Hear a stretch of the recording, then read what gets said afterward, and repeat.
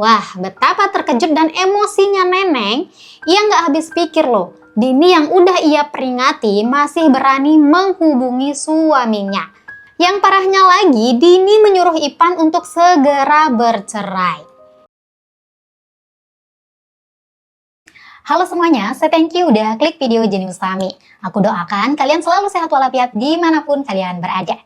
Nah, di kesempatan kali ini aku akan membahas sebuah kisah kasus perselingkuhan yang dilakukan oleh seorang suami, di mana pada akhirnya perselingkuhannya diketahui oleh istri sahnya. Awal pas ketahuan, istrinya ini udah memaafkan sang suami dan memberikannya kesempatan. Namun kesempatan tersebut malah digunakan lagi untuk melanjutkan perselingkuhannya dengan wanita yang sama, yang membuat istrinya ini murka dan menghilangkan hidup si pacar gelap suaminya. Nah, seperti apa kisah kasusnya? Yuk kita gaskan.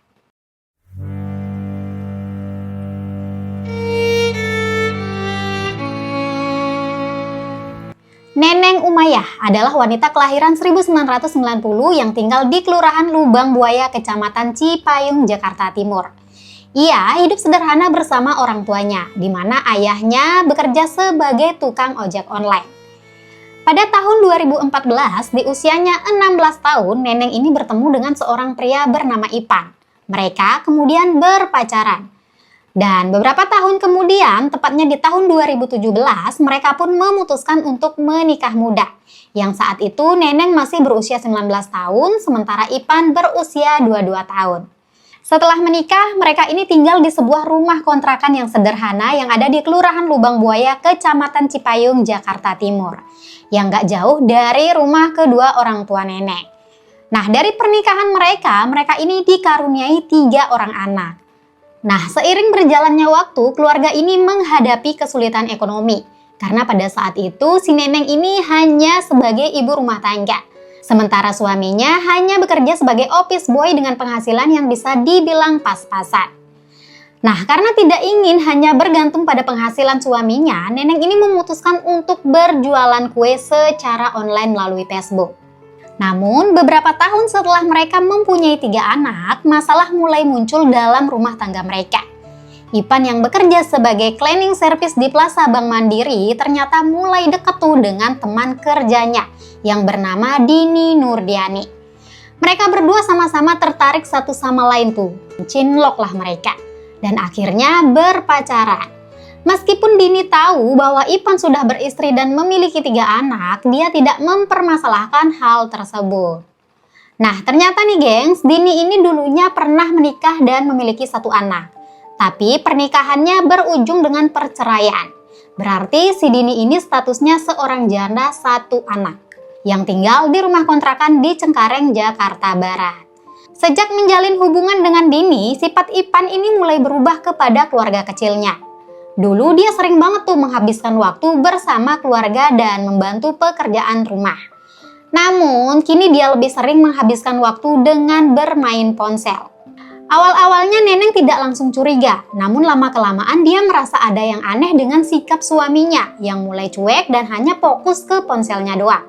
Rasa penasaran membuat Neneng ini memberanikan diri memeriksa ponsel Ipan ketika ia sedang tertidur.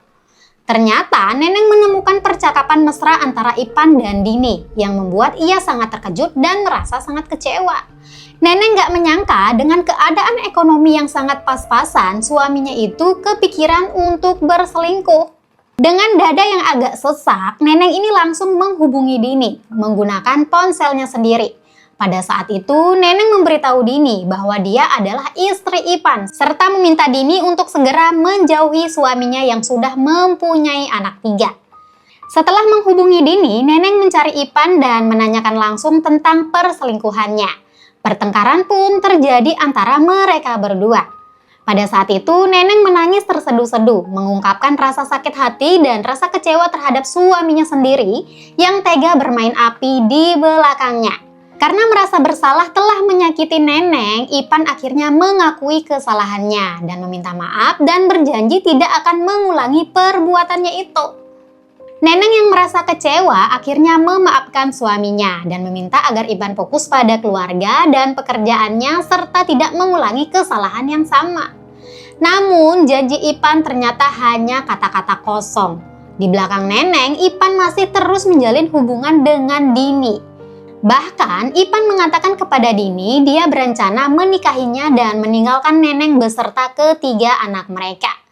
Dini yang mendengar hal itu langsung kesenangan bukan kepayang. Nah, singkat cerita, Dini menghubungi Ipan melalui pesan WhatsApp. Ia bertanya kepada Ipan, "Kapan kamu menceraikan istrimu?" Lalu Ipan menjawab, "Nanti ya, habis Lebaran Idul Fitri, aku pasti bakal urus perceraian kok." Lalu Dini menjawab, "Perlu aku temenin gak?" Tapi Ipan tidak menjawab percakapan tersebut lagi. Nah, ternyata percakapan di WhatsApp itu lupa dihapus sama si Ipan yang membuat pada akhirnya Neneng mengetahui isi percakapan mereka. Yang kebetulan hari itu Neneng mempunyai feeling tuh bahwa suaminya itu belum benar-benar berubah. Makanya dia periksa HP Ipan secara diam-diam lagi. Wah, betapa terkejut dan emosinya Neneng. Ia nggak habis pikir loh, Dini yang udah ia peringati masih berani menghubungi suaminya. Yang parahnya lagi, Dini menyuruh Ipan untuk segera bercerai. Setelah membaca pesan itu, Neneng benar-benar murka. Dia yang menemani sang suami dari nol hingga sekarang kok tega ingin menceraikannya demi wanita lain. Apalagi mereka sudah memiliki 3 orang anak. Nah, mendapati kenyataan tersebut, Neneng benar-benar sangat emosi dan dendam. Amarahnya tak tertahankan lagi. Rasa sakit yang ia rasakan membuat ia berencana ingin menghabisi pacar gelap suaminya. Dan benar saja nih gengs, Neneng merencanakan sesuatu yang buruk. Ia memiliki sebuah ide, yaitu mengirim pesan percakapan melalui ponsel suaminya yang membuat seolah-olah Ipan lah yang mengirim pesan kepada Dini. Di saat itu Neneng berpura-pura menjadi Ipan yang ngajakin untuk buka puasa bersama Dini. Neneng berhasil meyakinkan Dini untuk ikut buka puasa bersama. Meskipun awal-awalnya Dini menolak karena sudah ada janji buka bersama dengan teman-temannya. Namun setelah dibujuk-bujuk, Dini pun akhirnya setuju. Mereka sepakat untuk bertemu sore hari di halte sekitar pukul 17.30. Dini berencana naik busway dari rumahnya dan akan menunggu di halte Garuda Taman Mini. Setelah membuat janji dengan Dini, Neneng buru-buru menghapus percakapan di aplikasi pesan WhatsApp agar tidak ketahuan oleh suaminya. Neneng kemudian menyiapkan beberapa alat yang akan digunakan untuk menghabisi Dini, seperti benda dapur, kunci Inggris, gunting rumput, dan juga 1 baju wanita. Kemudian semua ia masukkan ke dalam tas.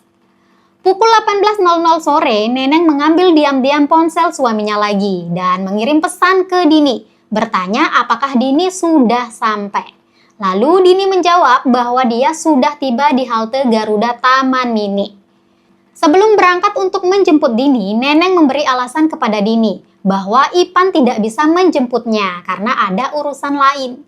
Sebagai gantinya, Neneng mengatakan kalau yang akan menjemput Dini adalah keponakan Ipan. Dini yang tidak merasa curiga sedikit pun langsung percaya dan menunggu di halte. Neneng kemudian bergegas berangkat menjemput Dini dengan motor. Sesampainya di halte, Neneng berpura-pura menjadi keponakan Ipan yang diperintahkan Ipan untuk menjemputnya. Karena Dini tidak pernah bertemu dengan istri Ipan, jadi ia tidak tahu wajah istri Ipan tuh kayak mana. Makanya pas Neneng pura-pura, Dini ini tidak merasa curiga sedikit pun dan langsung naik ke motor Neneng. Selama perjalanan, hati Neneng itu udah merasa sangat sakit dan emosi banget tuh. Ia udah nggak sabar lagi untuk menjalankan aksinya, yaitu menghabisi Dini dengan tangannya sendiri. Neneng sangat marah dan tak terima karena menurutnya Dini telah menghancurkan rumah tangganya. Dalam perjalanan itu, Neneng sempat bertanya banyak hal pada Dini.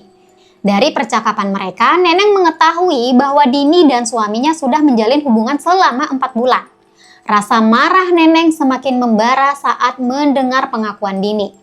Akhirnya, Neneng tidak membawa Dini ke tempat makan seperti yang semula Dini kira. Justru, Neneng membawa ke sebuah lahan kosong di sekitar perumahan Citra Grand Cibubur, Bekasi. Saat tiba di sana, Neneng meminta Dini untuk menunggu sebentar. "Mbak Dini, tunggu bentar ya Mbak ya. Tempat untuk buka puasanya masih lumayan jauh nih. Aku mau beli minum dulu, takutnya keburu buka puasa." Ucap si Neneng seperti itu. Dini yang tidak merasa curiga diberhentikan di tempat yang sepi dan gelap hanya mengiyakan perkataan Neneng. Dini pun menunggu duduk di motor sambil bermain ponsel. Sementara itu, Neneng berpura-pura pergi untuk membeli minuman. Setelah beberapa meter, dia berhenti dan mengamati Dini dari jauh. Melihat Dini yang lengah, Neneng berjalan berlahan-lahan mengendap-endap mendekati Dini dari belakang. Tanpa pikir panjang, Neneng menempelkan kunci Inggris ke kelapa Dini yang membuat Dini tersungkur terjatuh. Nah, setelah Dini terjatuh, Neneng pun kembali menempelkan benda tersebut ke bagian kelapanya sebanyak 5 kali. Setelah berhasil membuat Dini oleng tak berdaya, Neneng pun menyeret tubuh Dini ke semak-semak untuk melanjutkan eksekusinya, menggunakan benda dapur dan gunting rumput. Sesampainya di semak-semak, dengan segala dendam yang ada, Neneng pun menghabisi Dini tanpa ampun, hingga tiada lagi di dunia ini. Lalu Neneng segera mengganti bajunya dengan baju yang udah ia siapkan tadi. Dan baju yang dipakai mengeksekusi Dini ia masukkan ke kresek hitam. Untuk menghilangkan jejak kejahatannya, Neneng pun mengambil semua barang-barang berharga milik Dini, termasuk dengan ponselnya. Baju yang berlumuran cairan merah tadi ia buang tidak jauh dari TKP. Setelah dirasa beres, Neneng pun tancap gas pulang ke rumah. Singkat cerita, 3 hari setelah kejadian, ada salah satu seorang warga yang sedang melintas di sebuah lokasi sekitar, mencium bau busuk yang sangat menyengat. Karena penasaran, ia mencari sumber bau tersebut. Dan ternyata ia dikejutkan dengan temuan jasad yang sudah membusuk di semak-semak. Warga tersebut lalu berlari melaporkan temuan itu kepada petugas keamanan setempat. Setelah memeriksa lokasi, petugas keamanan itu juga terkejut dan segera melaporkan kejadian itu ke kepolisian. Warga pun berkumpul di sekitar lokasi. Sementara itu, polisi melakukan evakuasi jenazah dan mencari bukti-bukti terkait. Sementara itu, di sisi lain, keluarga Dini mulai merasa cemas dan resah. Karena sudah 3 hari, Dini tidak pulang ke rumah setelah pamit untuk buka puasa bersama teman-temannya. Namun pada saat itu Dini tidak memberitahu dengan siapa ia berbuka puasa. Beberapa jam setelah pamit, ponsel Dini juga tidak bisa dihubungi. Hingga 3 hari lamanya tuh. Nah, karena merasa khawatir, keluarga ini pun akhirnya memutuskan untuk melapor ke Polres Cengkareng, Jakarta Barat. Dan menyampaikan bahwa Dini hilang tanpa kabar sejak 3 hari yang lalu. Polisi yang menerima laporan ini langsung melakukan penyelidikan.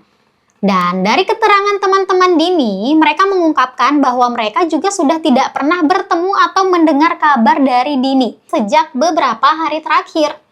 Nah, beberapa teman-teman Dini juga memberikan informasi bahwa Dini memiliki pacar yang bekerja di tempat yang sama.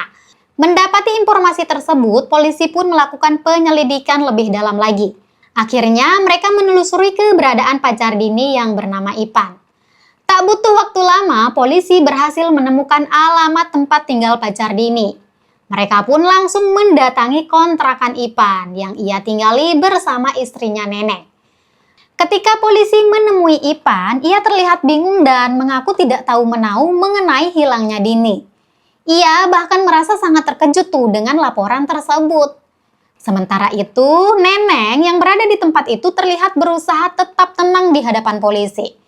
Namun dari gerak-geriknya, polisi ini bisa melihat gelagat kecemasan yang mencurigakan. Kecurigaan polisi pun semakin menjadi-jadi setelah mereka mengetahui bahwa Ipan sudah berkeluarga dan memiliki 3 anak. Hal itu membuat polisi semakin yakin bahwa apa yang dialami oleh Dini ada hubungannya dengan mereka. Apalagi setelah polisi mendapatkan fakta bahwa antara Ipan, Dini, dan Neneng terlibat cinta segitiga, di mana Ipan telah berselingkuh dengan Dini, yang menyebabkan rumah tangga mereka tak harmonis lagi. Neneng yang merasa sangat terluka karena dikhianati, akhirnya mengaku bahwa dialah yang menghabisi Dini, karena ia kecewa dan tidak terima atas pengkhianatan tersebut. Terlebih lagi, Dini tidak pernah menggubris peringatan Neneng untuk menjauhi suaminya. Malahan, Dini menyuruh suaminya untuk segera menceraikannya. Itulah yang membuat Neneng sangat murka dan menghabisi Dini. Di waktu yang bersamaan, pihak kepolisian yang sedang menyelidiki penemuan tubuh wanita yang di semak-semak tersebut akhirnya melakukan tes DNA untuk mengidentifikasi siapa korban yang ditemukan dalam keadaan mengerikan itu. Dan ternyata hasil tes DNA menyatakan bahwa tubuh tersebut adalah Dini. Keluarga Dini yang mendengar kabar ini pun sangat terkejut dan terpukul, karena mereka tidak pernah menyangka bahwa Dini akan menjadi korban dari sebuah tragedi yang sangat-sangat mengerikan. Karena perbuatannya itu, Neneng pun dijatuhi hukuman penjara selama 20 tahun. Dalam persidangannya, Neneng mengungkapkan penyesalannya atas perbuatannya itu. Namun ia juga mengatakan bahwa ia merasa sangat puas karena sudah berhasil membalaskan dendamnya terhadap Dini, yang ia anggap telah menghancurkan rumah tangganya. Nah, itulah gengs, kisah kasus yang dilatar belakangi oleh rasa sakit hati karena diselingkuhi oleh suaminya sendiri. Bagaimana menurut kalian? Apa pelajaran yang kita dapat dari kasus ini? Dan apakah hukuman Neneng Umayyah sepadan atas apa yang telah ia lakukan? Kalian bisa komen di kolom komentar. Terima kasih sudah menonton. See you next time.